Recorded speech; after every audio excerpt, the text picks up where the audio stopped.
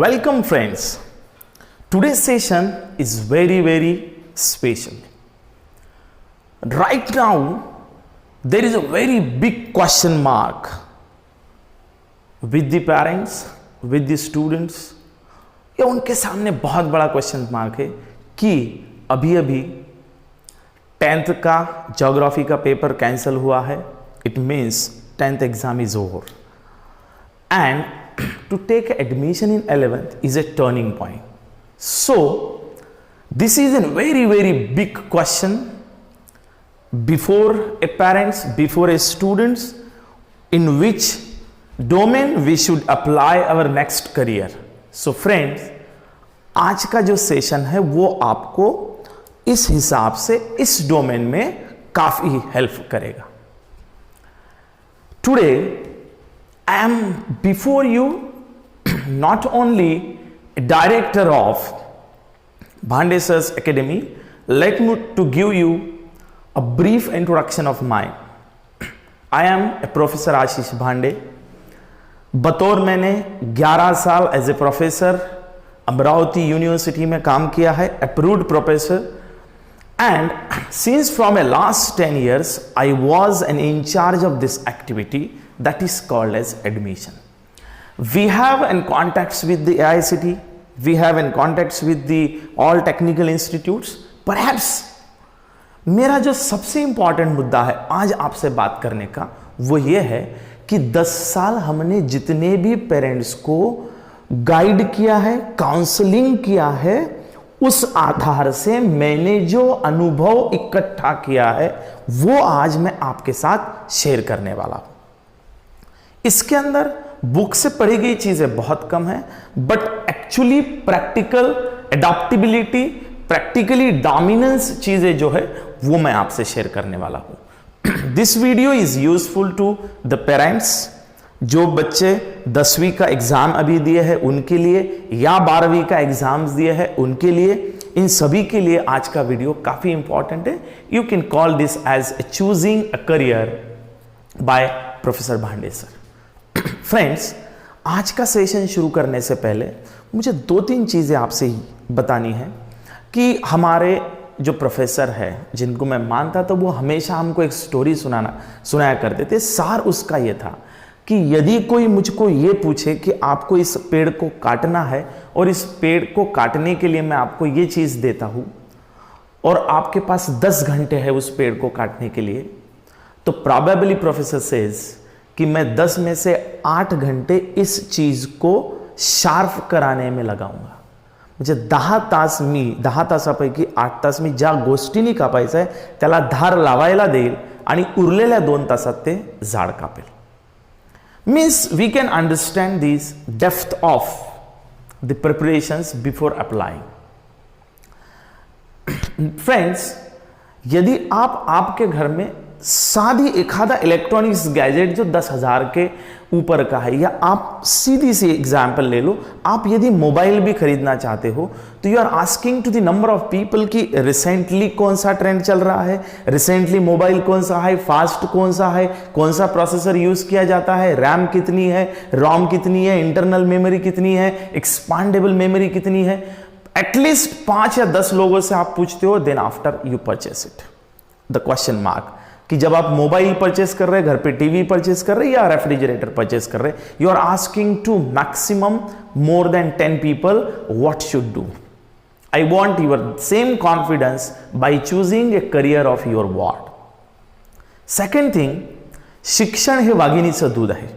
Doctor Babasaheb आंबेडकरांनी म्हटलेलं आहे की जर तुमच्याकडे 1 एकर वावर असेल आणि तुमचा मुलगा हा शिकत असेल आणि जर शिकण्याकरता तुमच्याजवळ पैसे नसेल तर 1 एकर वावर विकण्यासाठी 1 मिनिटही विचार न करता तुमच्या मुलाला शिकवून त्याला घडवा. कारण ज्या ठिकाणचं 1 एकर वावर तुम्ही विकणार आहे त्याच्या बाजूला 100 एकर वावर विकत घ्यायची ताकद शिक्षणात आहे. शिक्षण हे वाघिणीचं दूध आहे. सो डॉमिनेंटली आप देखते हो तो बहुत लोगों ने एजुकेशन के बारे में बहुत कुछ बताया है. Friends, by taking in same objective into the mind, हमारे यहां पे चूजिंग इन करियर किसी बड़े इंसान को यह पूछा था कि साहब आपकी प्रॉपर्टी क्या है, तो ये एक बात आप समझ लो कि आपके पास कितनी ज़मीन है, आपके पास कितना बड़ा घर है, आपके पास कितना बैंक बैलेंस है, शायद ही ये आपकी प्रॉपर्टी हो। ये आपकी प्रॉपर्टी नहीं है। आपकी प्रॉपर्टी ये है कि आपका जो वार्ड है, आपके जो बच्चे हैं वो क्या कर रहे हैं, वो किस मकाम पे है, वो किस सक्सेस पे है। उस सक्सेस के आधार से आपकी प्रॉपर्टी डिसाइड होती है। So this is in time to decide and discuss about the career of your ward. Friends, आज के सेशन में मैं कुछ क्वेश्चन मार्क्स भी डेवलप करने वाला हूं और उसके कुछ सॉल्यूशंस भी देने वाला हूं। मैं इस डिस्कशन को थोड़ा सा low class family, middle class family और हायर क्लास फैमिली, इन तीनों के बीच में थोड़ा मैं डिस्कस कर रहा हूं। I will talk about an indirect reservation, I will talk about indirect reservations, I will talk about how we are not directly participating in the competition, that's why we never be a part of success। क्योंकि हमको इतना डराया जा रहा है कि उस चीज से हम कंपटीशन में ही पार्टिसिपेट नहीं कर रहे, और जब आप कंपटीशन में ही पार्टिसिपेट नहीं करोगे तो आप सक्सेस का हिस्सा बन ही नहीं सकते हो। So let's start with the discussion कि जो मुझे अच्छा लगता है, जो मेरा चॉइस है वो आपके सामने मैं रख रहा हूं। पहली बात तो आप ये समझ लो, चूजिंग ए करियर, ये हमारा आज का इंपॉर्टेंट टॉपिक है। फ्रेंड्स, आज का डिस्कशन स्टार्ट करने से पहले कुछ फैक्ट्स मैं आपके सामने रखना चाहता हूं। Every year more than 2 lakh students enter into the Kota. मैं अभी आपसे यही बात कर रहा हूं। आपने सुपर 30 देखा होगा, आपने कोटा का नाम सुना होगा, नहीं सुना है तो आप सुन लो अभी। Kota is a kind of place, it has an primary assumptions कि आप वहां जाएंगे तो आप IITians या आप नीट एग्जाम क्रैक कर सकते हैं। और मैं ये बोलूं कि पूरा हिंदुस्तान का क्रीम इनपुट उस दिशा में जा रहा है। ये मेरे लिए खुद में सवाल है कि 2 लाख से भी ऊपर बच्चे वहां पे जाके एनरोल होते हैं। मैं अपने अमरावती की बात करता हूं।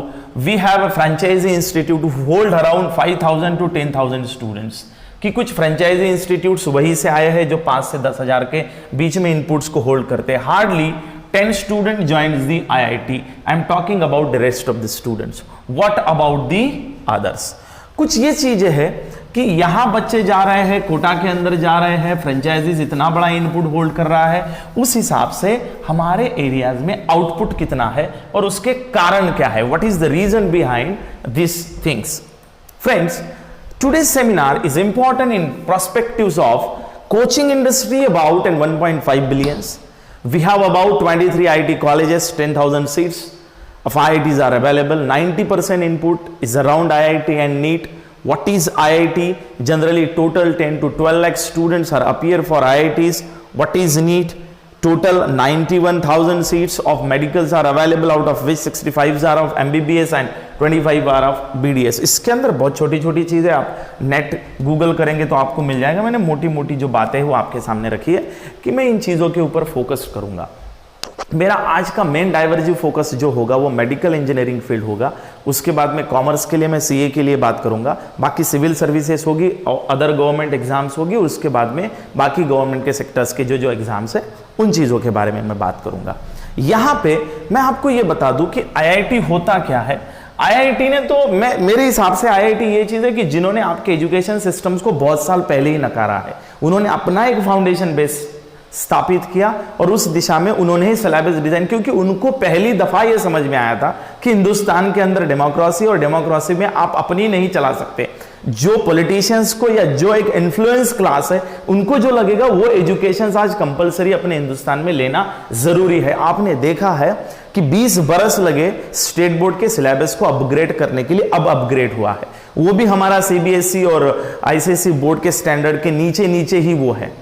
तो IIT तभी अलग निकल गया and he has set, they have set their own standard and they are competing and fighting with the international standard। मतलब आज दुनिया में कंपैरिजन होगा तो अपने IIT और NITs के साथ ही होगा, बाकी के इंस्टीट्यूशंस तो कंपटीशन में भी नहीं है, वो ये इंस्टीट्यूट है। इसलिए हर बच्चा चाहता है कि हम IIT से एजुकेशन ले, हम नीट के लिए एम्स के अंदर जाए या बड़े बड़े मेडिकल कॉलेजेस में जाए।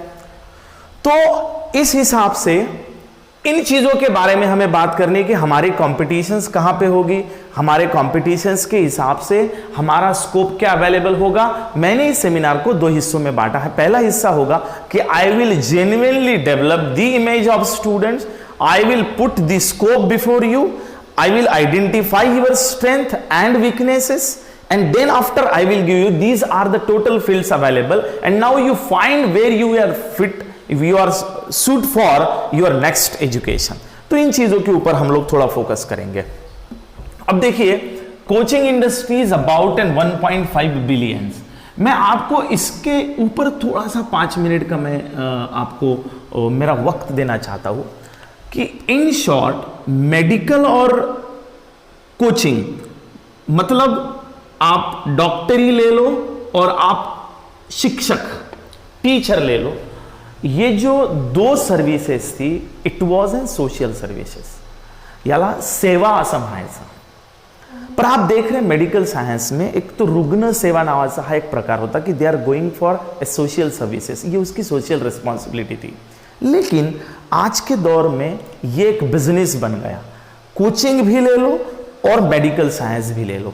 सो देयर इज एन इन्वेस्टमेंट। तो जब इसके अंदर लोगों को बिजनेस दिखा तो लोगों ने इन्वेस्टमेंट किया, and when you are investing the things then expectation of investor is to get the returns. तो उसको रिटर्न्स के लिए वो काम, और जब बात रिटर्न्स की आई तो वहां पे सोशलिटी खत्म हो गई। ये मैं दावे के साथ बोलता हूं, सोशलिटी खत्म हो गई। तो यहां बिजनेस के लिए आए हैं। तो बहुत फ्रेंचाइजी इंस्टीट्यूट्स में आप देखिए they are doing an business, उसके ऊपर भी हम लोग बात करेंगे। सो हम लोगों को कहां जाना है, कहां नहीं जाना है, किस टाइप के बिजनेस को समझना है। कोई इस इंडस्ट्री को बिजनेस में कन्वर्ट कर दिया। उसके बाद में आईआईटी कॉलेजेस के सीट्स के लिए कितने बच्चे ट्राई कर रहे हैं, किस लिहाजे से ट्राई कर रहे हैं और क्यों ट्राई कर रहे हैं। इतने हमारे पास 10,000 ही सीट्स है, लाखों बच्चे आते हैं। पहले 10,000 यहाँ अडॉप्ट हो जाते हैं, फिर एनआईटीज के लिए जाते हैं, फिर होम यूनिवर्सिटीज के लिए जाते हैं। वो मैं फ्लो आपको बताऊंगा आगे। 90% is around inputs of neat and IIT. ये मैंने आईआईटीज के बारे में बताया। नीट का भी आपको पता है कि यदि आपको मेडिकल साइंस के लिए जाना है तो आपको नीट देना है। मैं आपको ये बाद में बताऊंगा, इसका डिटेलिंग थोड़ा बहुत आपको पता है, इसलिए मैं इस भाषा में बात कर रहा हूं कि थोड़ा थोड़ा आप मेरे साथ चलो। सबसे इंपॉर्टेंट है in this competition is we have to decide first what are the challenges before us. हमारे सामने सबसे पहला चैलेंज है goal setting at the 8th standard. इसके बारे में मैं बताऊंगा। Competitions are of tough level and awareness. इन 3 चीजों के बारे में मुझे आपसे बात करनी है।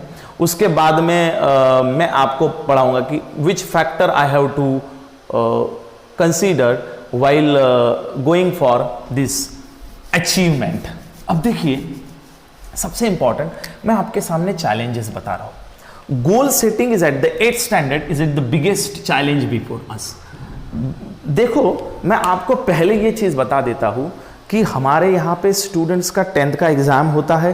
10th के एग्ज़ाम्स के बाद में छुट्टियाँ होती है। छुट्टियों के बीच में हमारे यहाँ पे एक ट्रेंड सेटिंग है, ट्रेडिशनल ट्रेंड सेटिंग है कि बच्चे घूमने के लिए जाते हैं, मामा आत्या काका यांच्या गावाला जातात। Then after they are coming and they are visually, मतलब 60% इनपुट हमारे यहाँ का 10th का रिजल्ट लगने के बाद वो यह डिसाइड करेंगे कि हमको 11th में किस स्ट्रीम में जाना है।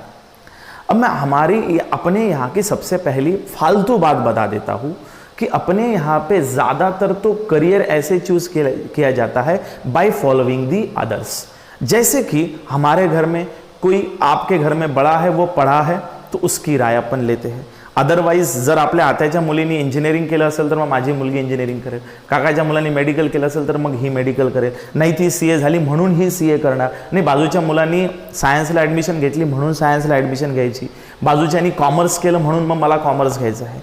These are the general factors while we are discussing, या इस आधार पे ही 60% हमारे यहाँ पे करियर चॉइस होती है। या तो दूसरी बात है parents are unaware.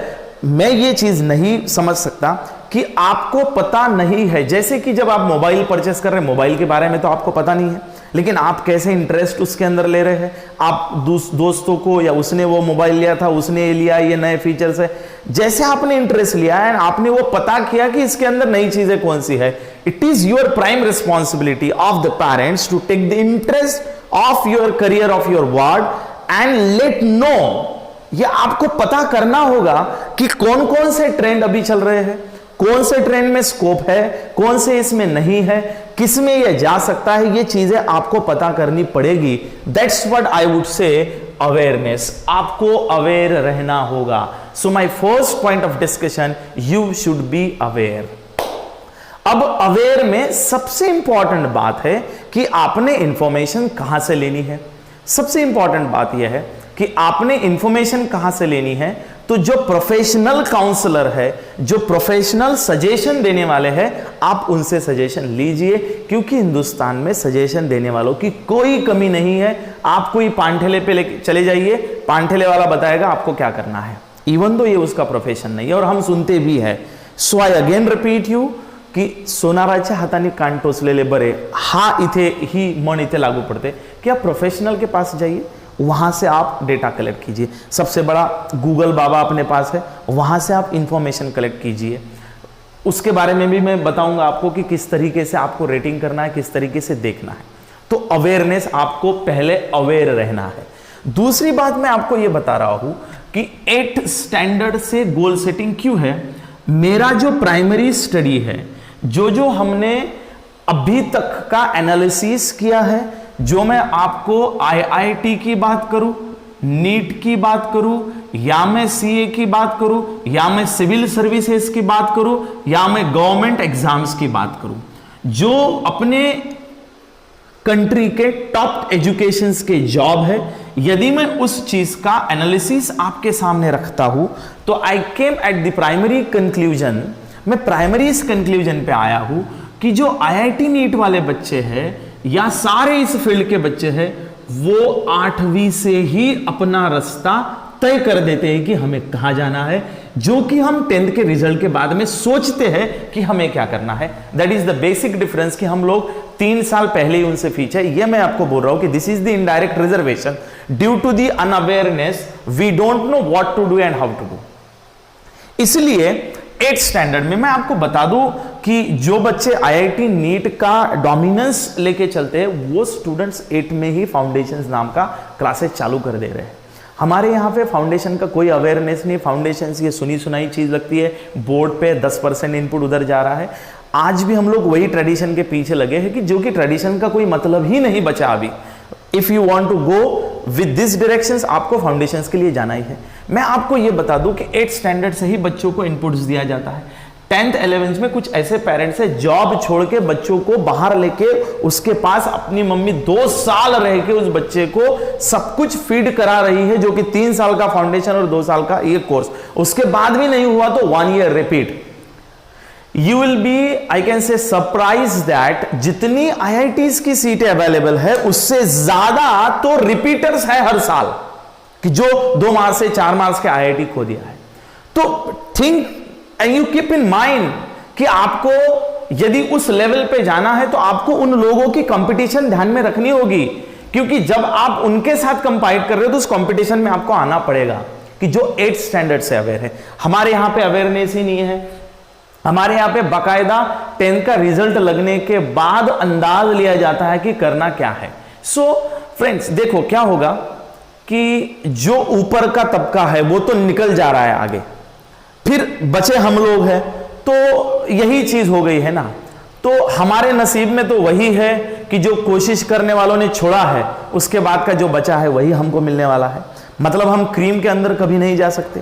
Then again we are coming to the same results कि कंपटीशन इज टू टफ, हमें वो चीज नहीं मिल रही है। ये एक चीज जो मैंने ऑब्जर्व की है, कॉम्पिटिशंस का लेवल जो है, ये मैंने आपके सामने रखा, ये लेवल है।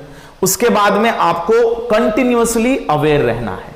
अब मैं इन चीजों के कुछ सॉल्यूशंस आपके सामने रख रहा हूं कि वाइल चूजिंग एन करियर आपको किन चीजों के ऊपर फोकस करना है। ऐसा तो नहीं है कि आपके बाजू वाला बच्चा कॉमर्स को गया, वो साइंस को गया, तो आपको भी साइंस को जाना कंपलसरी है, बिल्कुल नहीं है।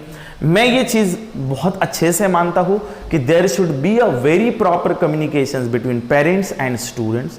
उनके बीच में कम्युनिकेशन गैप नहीं होनी चाहिए। पेरेंट्स ने स्टूडेंट्स को कॉन्फिडेंस में लेना चाहिए, बहुत बार ऐसा होता है कि पेरेंट्स ये स्टूडेंट्स के इन्फ्लुएंस में नहीं आता या उनकी बात नहीं सुनता या उनका प्रॉपर कम्युनिकेशन नहीं होता है, तो ऐसे केस में आपने प्रॉपर काउंसलर के पास पेरेंट्स को लेके, स्टूडेंट्स को लेके, पेरेंट्स और स्टूडेंट्स साथ में जाना चाहिए। वहां पे कम से कम आधे एक घंटे की गुफ्तगू आपने करनी चाहिए, आपने उसको डिस्कशन करना चाहिए, ताकि आपके माइंड में बहुत सारे विचार आएंगे, अलग अलग आपको पता चलेगा। तो ये चीज आपको करना काफी जरूरी है। तो पहला है factor to be considered while choosing a career. सबसे इंपॉर्टेंट है इंटरेस्ट ऑफ द स्टूडेंट्स। बकायदा ये मैंने बहुत नजदीकी से ऑब्जर्व किया है, इसके ऊपर तो फिल्में भी बनी हैं कि स्टूडेंट का इंटरेस्ट आपको बाय एंड लार्ज कंसीडर करना है कि वेयर द स्टूडेंट इंटरेस्ट लाए, स्टूडेंट का इंटरेस्ट कहां है। यदि आप उस फील्ड में उसको लेके जाते हो तो वो बेहतर करियर कर पाएगा, अन्यथा वो बोझ हो जाएगा। If I would have in Sachin Tendulkar to sing a song, might be आज क्रिकेट वर्ल्ड का तेंदुलकर नहीं होता। So choice is based on their interest। मेरा पहला पॉइंट आप नोट कर लो, interest. Second, ability of student. ये काफी जरूरी है, क्योंकि आपने देखा होगा कि 10 या 20 बच्चे कोटा में हर साल सुसाइड कर रहे हैं, तो वो मैं बोलता हूं कि एबिलिटी के हिसाब से या एबिलिटी के ऊपर भी जाएंगे। दूसरी बात, एबिलिटी टेस्ट करते समय आप पेड काउंसलर के पास मत जाओ, because there is a business of counselling. Counsellor is related with the other institutes. मेरे को एक चीज बताओ, 55% इन द 10th उस बच्चे को काउंसलर बता रहा है कि ये जेईई नीट के लिए टॉप कर सकता है, तो मेरे हिसाब से he is doing false promises.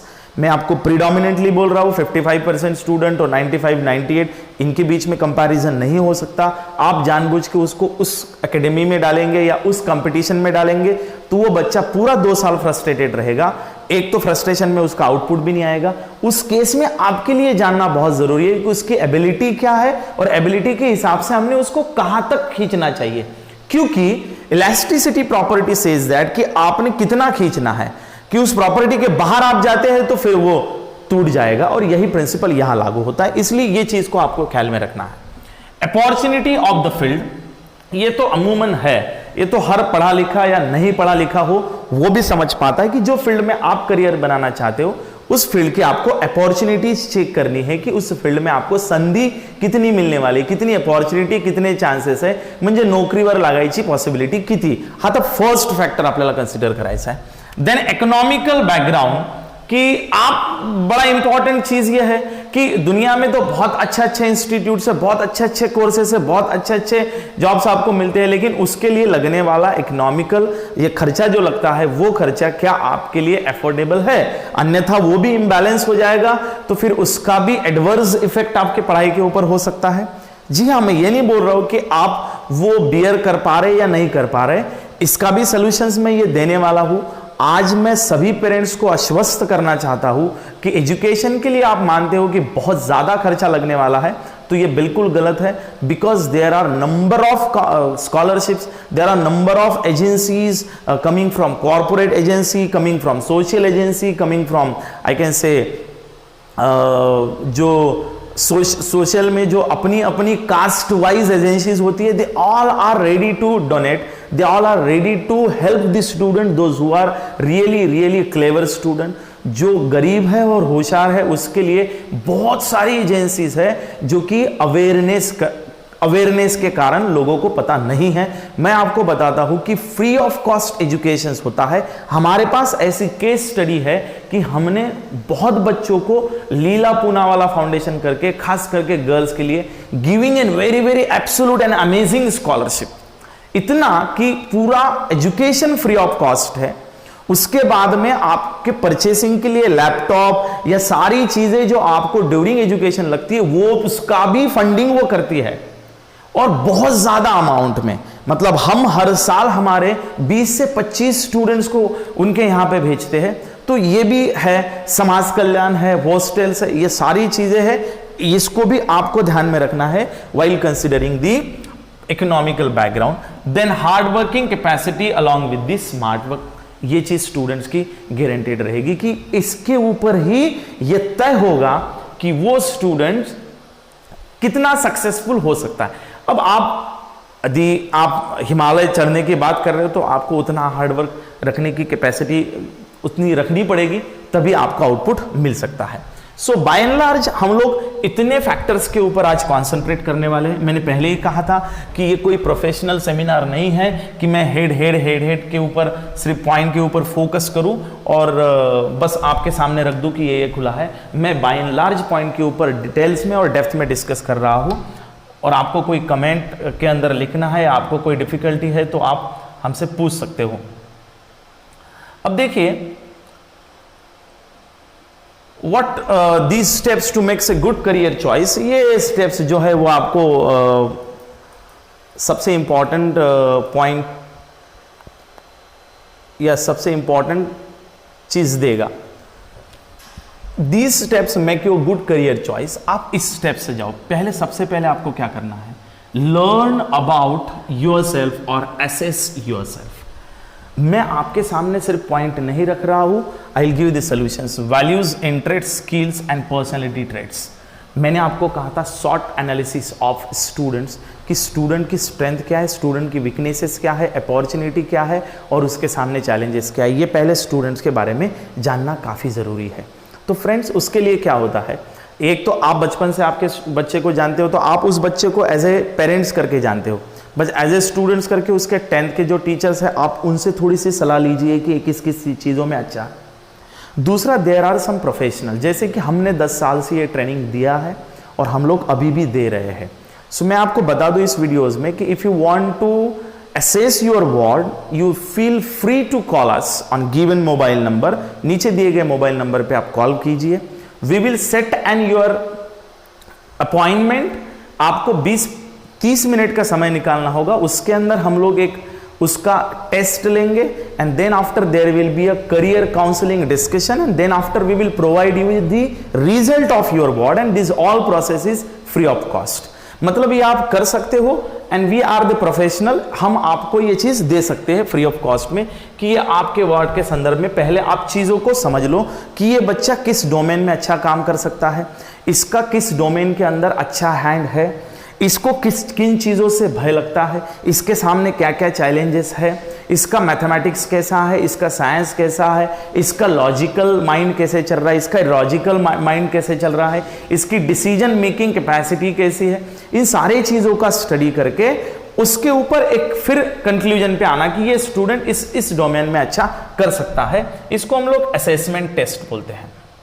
तो फिर सवाल यह होगा कि आप इस असेसमेंट टेस्ट को किस आधार से तय करेंगे, तो उसके कुछ टूल्स है, उस टूल से हम लोग जाएंगे। जैसे हमने कहा है career test, that's we are doing, career counsellors के थ्रू जाएंगे, career planning process and career development professional.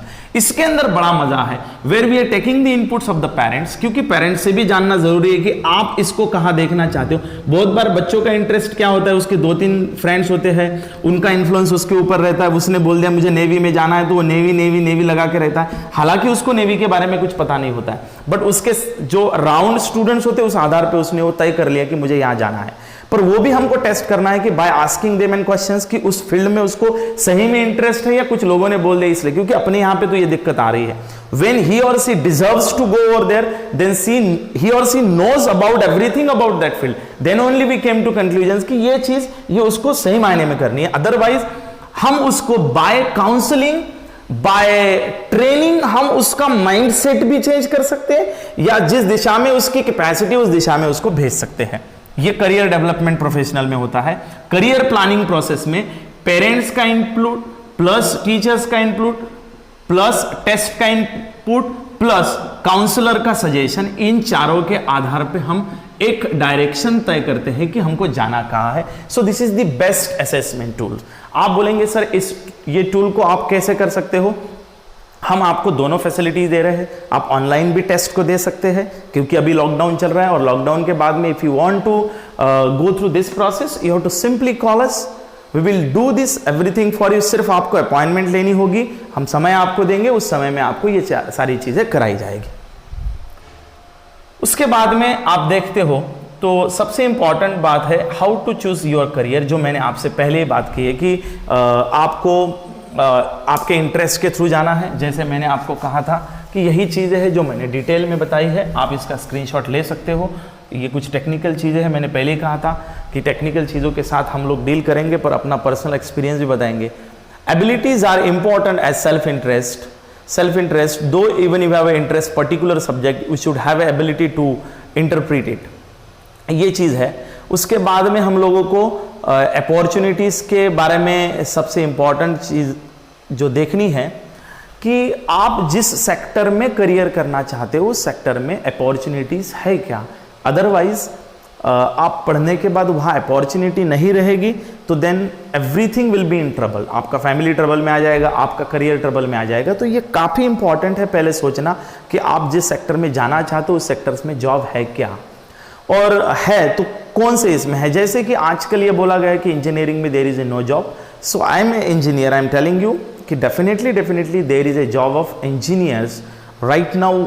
मैं आपको 2020 में आज की डेट में ऐसे कुछ बच्चों को आपके सामने रख सकता हूँ जिनके पास थर्ड ईयर में 3 या 4 ऑफर लेटर है, और कुछ बच्चों को मैं आपके सामने रख रहा हूँ जिनके पास आज फाइनल हो चुका है और 1 साल से स्ट्रगल कर रहे, एक भी ऑफर लेटर नहीं है। यहाँ कुछ बच्चे ऐसे हैं जिनको डिसाइड करना है वेयर टू गो, और कुछ ऐसे बच्चे जिनको ये डिसाइड करना है व्हाट टू डू, हमारे पास जॉब नहीं है। तो मैं ये बोलता हूँ कि ये फील्ड से भी ज़्यादा इंपॉर्टेंट है कि आप इंजीनियर किस टाइप के बन रहे हैं, आप किस टाइप की पढ़ाई कर रहे हैं, आपके परसेंटेज क्या है, आपने आपका सेमेस्टर किस ढंग से तैयार किया है। बहुत सारे बच्चे, मैं आपको बता दूं, I am as an professor in particular college, I did, जैसे मैंने कहा था 10 साल में, तो हमारा ट्रेनिंग एंड प्लेसमेंट का डेटा यदि मैं आपके साथ शेयर करूं तो मान लीजिए एक क्लास के अंदर 60 बच्चे, 10 बच्चे तो वो डिटेंशन में है, बचे 50 बच्चे, 50 में से जो कंपनीज का क्राइटेरिया आता है उसमें से सिर्फ 20 बच्चे एलिजिबल है, मतलब 30 बच्चे तो कंपटीशन में ही नहीं, they are not eligible due to their backlog history और करंट हिस्ट्री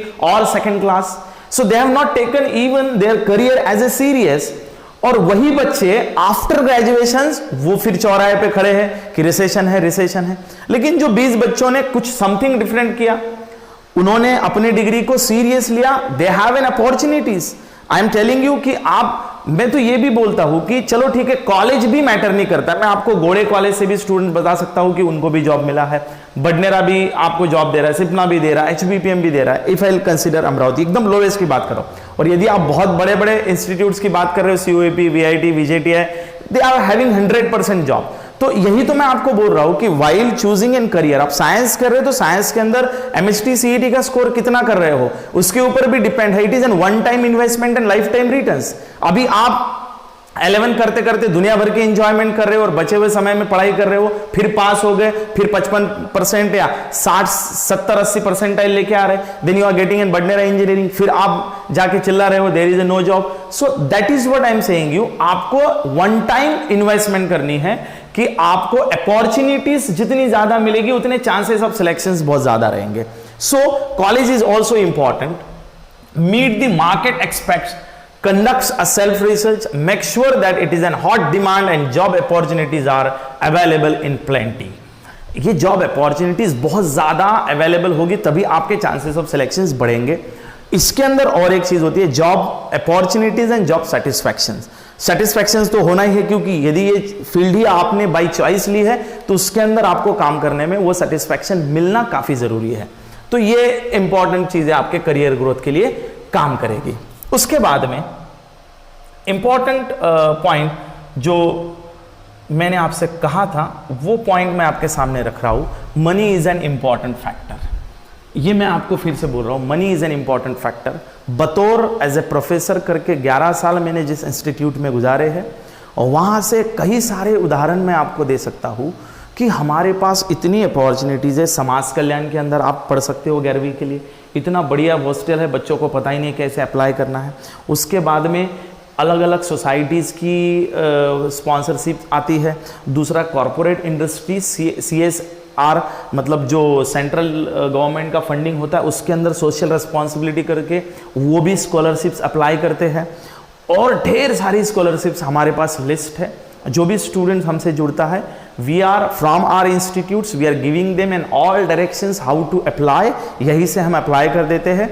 तो आपको उस हिसाब से रहने के लिए और स्कॉलरशिप के फॉर्म में खर्चे के लिए इकोनॉमिकल हेल्प होगी। दूसरा, करियर चूज करते समय हम लोगों को ये भी इंपॉर्टेंटली ध्यान में रखना है कि वहाँ की फीस अफोर्डेबल होनी चाहिए। 1-1, 2-2, 4-4 लाख की फीस हो रही है। पुणे में जाने के बाद स्टूडेंट्स ले लेते हैं admission, but they don't know what is the fees of that college. उसके बाद में रहने का खर्चा, खाने का खर्चा, तो कुल मिला कि वो बजट बहुत हाई चला जाता है। देन पेरेंट्स बोलते हैं कि सर इतना बजट हमारा नहीं है, तो फिर उनको बैक आना पड़ता है। बहुत सारे ऐसे स्टूडेंट्स हैं, 2% स्टूडेंट जो पुणे में एडमिशन होने के बाद वापस भी लेते हैं। जैसे हमारे पास डायरेक्ट सेकेंड ईयर का अनुभव है, उसके अंदर हमने देखा है कि बहुत सारे स्टूडेंट्स, ये चीज़ें पहले ही डिस्कस होनी चाहिए, उसके बाद ही आपने अपॉर्चुनिटीज लेनी चाहिए। तो मनी इज एन इंपॉर्टेंट, मैं तो बोलता हूँ जो लोअर क्लास के लिए money is an very very important factor while choosing N career. उसके बाद में जो करियर टेस्ट हमने कही है कि ये सारी चीज़ें हम सॉल्यूशंस आपको दे रहे हैं। आप देखिए ऑब्जेक्टिव क्वेश्चंस एंड ऑल। तो इसके लिए आप करियर काउंसलर की टीम होती है, जो टीम आपके साथ डिस्कशन करेगी। डिस्कशन के बाद में टेस्ट और डिस्कशन, पेरेंट्स इनपुट, इन तीनों को मिला के आपका चॉइस डिसाइड किया जाएगा। So it's a special treatment. ऐसा नहीं होगा कि डायरेक्टली आपको बताया गया कि ये काम करने चाहिए। तो ये इंपॉर्टेंट है। उसके बाद में ही प्रोफेशनल, जैसे आफ्टर कंप्लीशन ऑफ डिग्री आपको इमीडिएट जॉब की ज़रूरत है कि आपका फैमिली बैकग्राउंड कैसा है, आप रिसर्च के लिए जा सकते हो, एमएस के लिए जा सकते हो, मास्टर कोर्स कर सकते हो क्या, इन चीज़ों का भी ख्याल हम लोग इस टेस्ट में रखेंगे। या तो आप ये चीज़ खुद करो या प्रोफेशनल से करो। मेरा हिसाब है प्रोफेशनल से करेंगे तो बेहतर रहेगा। ये चीज़ समझना काफ़ी ज़रूरी है। उसके बाद में स्कॉलरशिप इज वेरी इंपॉर्टेंट। जैसे मैंने लीला पूनावाला बोला है, ऑल कम्युनिटी स्कॉलरशिप, राजर्षि, शाहू महाराज समाज कल्याण हॉस्टल, या ये तो मैंने सिर्फ 4 ही बताए। We have a list of hundreds of scholarship. और बिफोर कंक्लूजन, अभी तो बोला सर आपने ऑप्शंस बोला नहीं, करियर ऑप्शंस के बारे में मैं सेकेंड हाफ में डिस्कस करूंगा कि इसलिए इससे भी ऊपर जाके, ये तो हुआ करियर चॉइस, इससे भी ऊपर जाके कुछ लीजेंड्स की बात यदि हम माने तो जैसे धीरू भाई ने कहा, if you don't build your dream someone else will hire you to help them to build theirs. Dhiru bhai Ambani, यदि आप खुद का भविष्य नहीं सोचते हो तो दूसरा आपको काम पे रख लेगा उसका भविष्य बनाने के लिए। Tendulkar on his dream to, the only thing that was on my mind, I want to play for India one day and I was pretty sure and confident that one day I will. That is what I can say कि आपके अंदर एक जुनून सा सवार होना काफ़ी ज़रूरी है कि I have decided कि मुझे एक दिन इंडिया के लिए खेलना है। ये बड़ा कॉन्ट्राडिक्टरी स्टेटमेंट है। You shouldn't always listen to your parents। आपको माई की कहानी पता ही होगी कि he want to become a ticket collector. यदि वो उनकी बात मानता तो आज शायद किसी रेलवे के डिब्बे में टिकट कटा रहा होता, ना कि वो MS धोनी होता। सो हर टाइम पेरेंट्स की बात मानना भी ज़रूरी नहीं है। इसलिए मैंने बोला है कि पेरेंट्स को या बच्चे को लेके आपको एक डिसाइड करना पड़ेगा। ये आमिर खान का स्टेटमेंट है, I have had unsuccessful film but I have learned a lot from those films. I give my failure as much importance of my success. जितना इंपॉर्टेंस मेरा सक्सेस को है उतना ही मेरा फेल्यूर को, क्योंकि फेल्यूर ने मुझे बहुत ज़्यादा चीज़ें सिखाई है। इन चीज़ों से एक कॉन्फिडेंस अपना हुआ है। अब मैं जो आपके सामने बात रख रहा हूँ वो काफ़ी इंपॉर्टेंट है। ये चीज़ों के लिए ही आज का सेमिनार है। मैंने इस चीज़ों को ज़्यादा इसलिए हाईलाइट नहीं किया है क्योंकि मुझे नहीं ऐसे लगता कि कोई भी यहाँ पे अनअवेयर है या उसको पता नहीं है कि उसको क्या करना है। अभी मैं इन शॉर्ट और फास्ट कुछ चीज़ें आपके सामने रख रहा हूँ। जो चीज़ें मैंने कही है कि इतने ऑप्शंस आपके पास अवेलेबल है। यदि आपने 10th अभी किया है, थोड़ा मैं इसके बाद में फास्ट आपके पास इसके बाद में इंजीनियरिंग डिप्लोमा है, that is was the polytechnic. ये 3 ईयर का कोर्स है पॉलिटेक्निक के अंदर। पॉलिटेक्निक डिप्लोमा आप कर सकते हैं 3 साल का। इसके अंदर अलग अलग ब्रांचेस है, कंप्यूटर है, IT है, इलेक्ट्रॉनिक्स है, इलेक्ट्रिकल है, सिविल है, मैकेनिकल है, इंस्ट्रूमेंटेशन है, केमिकल, फाइबर, ये सारी ब्रांचेस है, आप उसके अंदर जा सकते हो। उसके बाद में आप यदि आप डिप्लोमा करते हो तो आप एज ए गवर्नमेंट कॉन्ट्रैक्टर करके सिविल इलेक्ट्रिशियंस ये फील्ड में आप काम कर सकते हो। ये एक आपके पास तरीका है उसको समझने का। या तो फिर आप और अदर ऑप्शंस है आपके पास। जैसे आई होप दैट आपको ये नहीं दिख रहा होगा, तो जो मैं बोल रहा हूँ वो आप लिख सकते हो, otherwise I will share this image to you. Degree engineering, यदि आप ये पॉलिटेक्निक करते हो तो पॉलिटेक्निक के बाद आप इंजीनियरिंग को जा सकते हो, और इंजीनियरिंग आपको डायरेक्ट सेकेंड ईयर एडमिशन मिलेगा, मतलब 1 साल आपका बचेगा। आप 12 करके इंजीनियरिंग जाओगे तो भी उतना ही समय लगेगा, डिप्लोमा करके जाओगे 3 साल का डिप्लोमा है, 3 साल का इंजीनियरिंग है 6 साल, 11 12 2 साल का है, 4 साल का इंजीनियरिंग है, 4 और 2 6 साल, ये सेम है। उसके बाद में आप associate membership of institutions of engineering ये कर सकते हो, और उसके बाद में आप एमपीएससी यूपीएससी भी कर सकते हो। उसके बाद में आरटीओ का एग्जाम आप दे सकते हो आफ्टर डिप्लोमा। मर्चेंट नेवी में आप जा सकते हो, मतलब after engineering diploma you are having these fields are open. एक एलआईसी एजेंट है जो मेरे फील्ड में नहीं, आई डोंट थिंक सो कि इसके ऊपर टारगेट करके आपने 10th करना चाहिए, ये तो ऑप्शन में अभी कुछ नहीं है, या बाय प्रोसेस में आप कर सकते हैं। आर्मी नेवी एयरफोर्स के लिए भी आप 10 के लिए जा सकते हो। उसके बाद में आप पुलिस कांस्टेबल या एडमिन नेवी सोल्जर काम कर सकते हो। 10 के बाद फाइन आर्ट का भी एक होता है, commercial art diploma, fine art commercial art diploma भी आप कर सकते हो। आर्ट टीचर डिप्लोमा भी आपका 2 साल का कोर्स है। 2 साल का आपके पास ITI, fitter, welder, mechanic, stenographer, ये भी है, डीजल मैकेनिकल एक्सेट्रा, मतलब आप 2 साल का ये भी कोर्स कर सकते हो। ITI is of 2 year course, वहाँ पे हमने मेंशन भी किया है कि 2 साल का ये कोर्स है करके। उसके अंदर आप इम्पॉर्टेंट बात और ये भी है कि ये इसके बाद में आप रेलवे टिकट टीसी कलेक्टर करके भी जा सकते हो। उसके बाद में bank insurance, other government exams, उसके बाद में diploma in dance music, certified I can से बिल्डिंग सुपरवाइजर, जो सुपरवाइजर होते हैं बिल्डिंग सुपरवाइजर, ये 6 मंथ का कोर्स है। डिप्लोमा इन फार्म मैनेजमेंट नाम का कोर्स आता है। Diploma in farm management is a 6 month और 1 year course. Then medical laboratory MLT DMLT करके डिप्लोमा और मेडिकल लेबोरेटरी टेस्ट, ये 2 साल का आता है। उसके बाद में various I can say the various diploma what we have, जैसे कि मैंने अभी फार्मिंग का बताया आपको, various diploma courses we have like interior design आप कर सकते हैं, स्टेनोग्राफी आप कर सकते हैं, प्राइवेट सेक्रेटरी प्रैक्टिस आप कर सकते हैं, ब्यूटी कल्चरल और हेयर ड्रेसिंग और गारमेंट टेक्नोलॉजी। इतने अलग डिप्लोमाज हमारे पास अवेलेबल है। जो फैशन डिजाइनिंग में जाना चाहते हैं, कोई इंडस्ट्री में काम करना चाहते हैं, फिर MSCIT ये कोर्स भी आप कर सकते हैं। मुझे ऐसे नहीं लगता है कि आफ्टर 10 के बाद इतने ऑप्शंस यदि आपने डिस्कस किए हैं तो इसके बाद आपके लिए कोई ऑप्शंस बचता है। So these are the primary options available जो आप कर सकते हैं। ये मैंने अभी बोल दिया है। आपको इसके बारे में डिटेलिंग चाहिए तो you can feel free to contact us, we will give you details of this, क्योंकि अभी तो वैसे ही बहुत लंबा ये डिस्कशन हो रहा है, उसके अंदर मैं और खींचूंगा तो फिर बोरिंग हो जाएगा। सो नाउ इसके बाद में इंपॉर्टेंट जो लाइन यहाँ पे निकाली है, 12th HSC। आप 10वीं के बाद 11वीं भी कर सकते हो, मतलब हम 12वीं की तरफ जा रहे हैं। Do not forget that this is also the course available. अब यहाँ मैं आपके लिए बात करूंगा। 90% इनपुट तो यहाँ से निकल के सीधा यहाँ आ रहा है, 12th साइंस को आ रहा है। जैसे ही वो 12th साइंस को आ रहा है तो 12th HSC के लिए आता है, यहाँ से निकल के 12th करता है। 12th के अंदर हमारे पास कितने ऑप्शंस है? 12th कॉमर्स है, फिर 12th साइंस है, फिर 12th आर्ट है। तो 90% इनपुट का कंफ्यूजन यही है, कॉमर्स जाना है, साइंस जाना है कि आर्ट्स जाना है। तो इसी के लिए मैंने अब तक का जो डिस्कशन किया है कि बहुत जल्दी में डिसीजन नहीं लेना है कि उसने आर्ट्स किया था इसलिए आर्ट्स, ये इसको तो कुछ आता ही नहीं है तो बद्दी है, इसको चलो इसको आर्ट्स को डाल दो।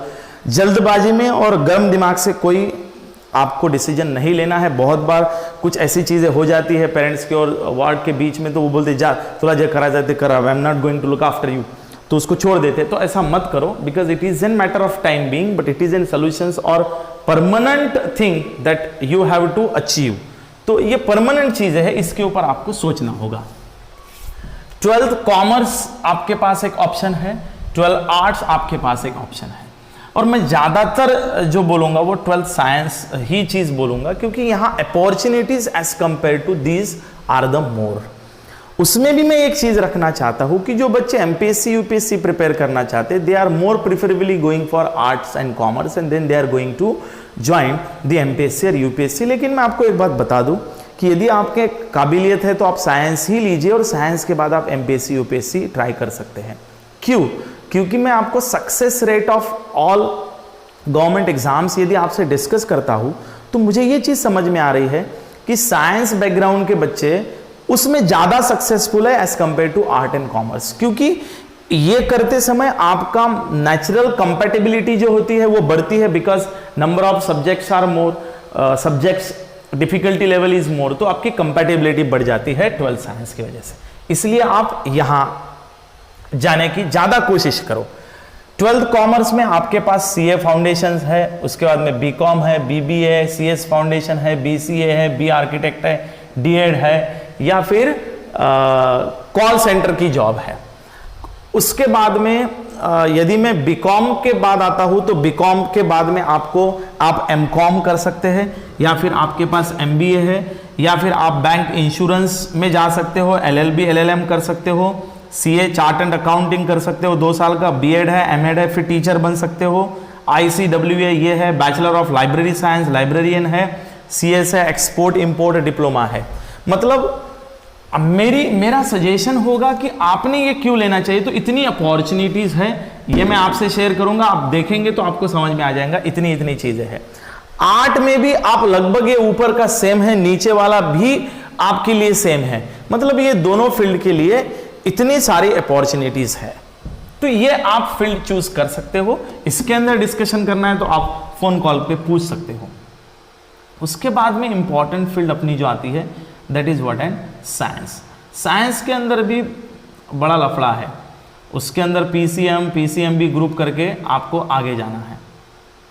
देखिए, so while going to discuss with PCMB and PCM, देखिए मैंने पहले ही कहा था कि it is not an professional और general overview discussion, it is in detail discussion, that's why we are taking more time.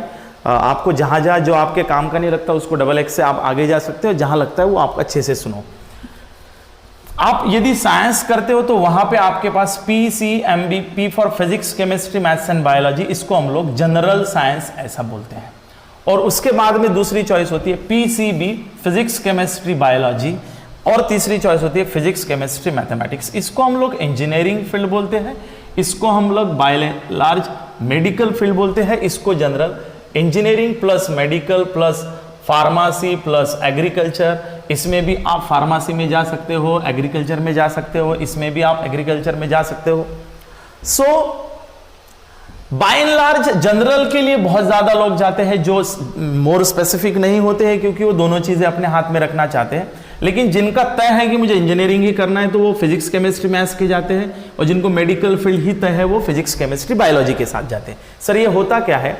तो ये 4 सब्जेक्ट है, आप चारों को अडॉप्ट कर सकते हैं, एक लैंग्वेज ले सकते हैं, या चारों में से एक कोई आप मैथ्स छोड़ सकते हैं तो बायोलॉजी के साथ जा सकते हैं, मैथ्स नहीं होगा मैथ्स की जगह पे आप दूसरा सब्जेक्ट ले सकते हैं, या तो फिर बायोलॉजी छोड़ते हैं मैथ्स लेते हैं, बायो की जगह पे आप दूसरा सब्जेक्ट ले सकते हैं। फिर सर पीसीएमबी करने से क्या फायदा है? तो आप सभी टाइप का बीएससी कर सकते हो, एमबीए के बाद में जा सकते हो after bachelors, BTech in agriculture कर सकते हो, बीएससी इन बायोटेक्नोलॉजी कर सकते हो, बीएससी इन एग्रीकल्चर कर सकते हो, ये सारी चीजें अवेलेबल है।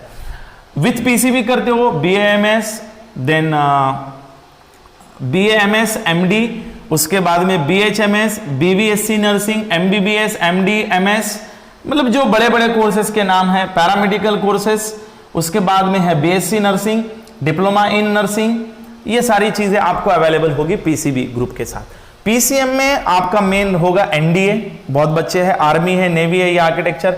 बी आर्किटेक्चर होगा, डिप्लोमा इन आर्किटेक्चर के अंदर आप सिविल कंस्ट्रक्शन में जा सकते हो।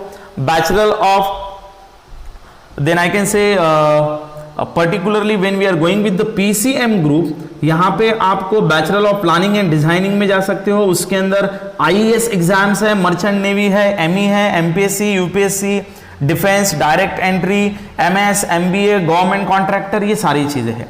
मैं इसके ऊपर इसलिए ज्यादा बातें नहीं कर रहा हूं because this things will be available after the discussion, तो आप एरो के हिसाब से जा सकते हो, जिसमें डिफिकल्टी होगी you can call us and ask. उसके बाद में BCA है, फिल्म टेलीविजन डिप्लोमा है, ये सारी चीज़ें आपको अवेलेबल होगी PCM के साथ। मतलब जब आप PCMB कर रहे हो इन दोनों को जोड़ दो, ये सारी चीज़ें मिलेगी, और जब आप इंडिविजुअल कर रहे हो तो कुछ चीज़ें आपके हाथ से छूटेगी।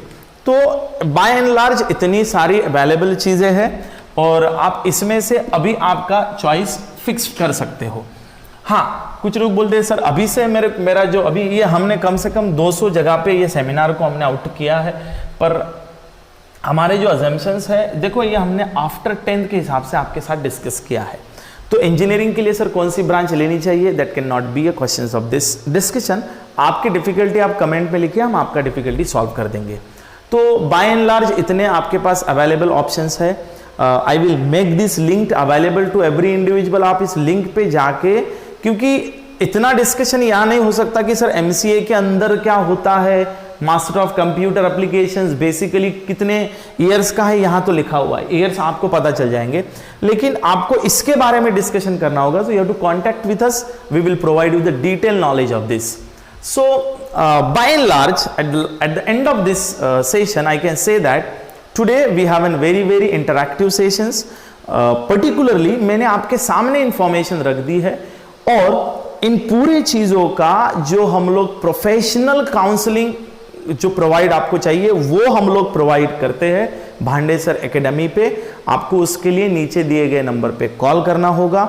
वहाँ पे आपको, अभी तो लॉकडाउन पीरियड है इसलिए आपको सिर्फ टेलीफोनिक अपॉइंटमेंट मिलेगी और ऑनलाइन ही आपका टेस्ट होगा, ऑनलाइन ही आपका रिजल्ट मिलेगा। आपको बाकायदा एक समय दिया जाएगा, उस समय में आप हमसे डिस्कस कर सकते हो। So feel free to ask any difficulty regarding this. मैंने इस सेशन को थोड़ा सा इन शॉर्ट लिया, मुझे पता है, क्योंकि सारा डिटेल्स यहाँ दिया गया है। मैंने ऑप्शंस आपके सामने रख दिए हैं, क्योंकि ये ऑप्शन से भी ज़्यादा ज़रूरी है पहले उस बच्चे का असेसमेंट करके मैप करना और मैप के बाद में ऑप्शंस के पास जोड़ना। ये काउंसलर का काम है, वो काम हम आपको करके देंगे, उसका कोई फीस नहीं लगेगा।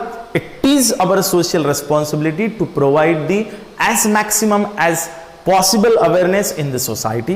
second problem about the economy, तो मैंने आपसे कहा है कि 11 के अंदर जब आप एडमिशन्स लेते हो you are much worried about the coaching institute fees, so you contact with us. उसके अंदर भी हम बढ़िया से बढ़िया आपको सोल्यूशंस देंगे विथ अफोर्डेबल फीस जो आप अफोर्ड कर सकते हो एंड हाई क्वालिटी एजुकेशंस। क्योंकि हम लोगों का एक प्रयास ऐसा है कि जो बहुत ज़्यादा इकोनॉमी जो ज़्यादा फीस ले रहे हैं उस इंस्टीट्यूट में जो नहीं पढ़ा सकते हैं, उसी लेवल का या उससे थोड़ा बेहतर हम बोलेंगे आपको एजुकेशंस हम दे। इस सोसाइटी को हम लोग भी कुछ अपना योगदान करें in order to provide the equality in the society, कि आपको भी अफोर्डेबल इकोनॉमी में हम आपको अच्छा से अच्छा एजुकेशन दें। तो before summing up, before ending the today's seminar on what after 10, मैं आपसे एक रिक्वेस्ट करूंगा कि ये हमने अभी पब्लिक डोमेन में डाला है तो इसको ज़्यादा से ज़्यादा शेयर करो। आपके कोई जो 10th हुए वाले बच्चे हैं उनके पास भेजो and ask them to registered for this test. और उनको कोई डिफ़िकल्टी है तो कमेंट बॉक्स में या फ़ोन करके हमसे पूछ सकते हैं। मैक्सिमम लोगों तक ये वीडियोस पहुंचाओ, इसको ज़्यादा से ज़्यादा शेयर करो, लाइक करो and please do not forget to subscribe our channel. Thank you very much.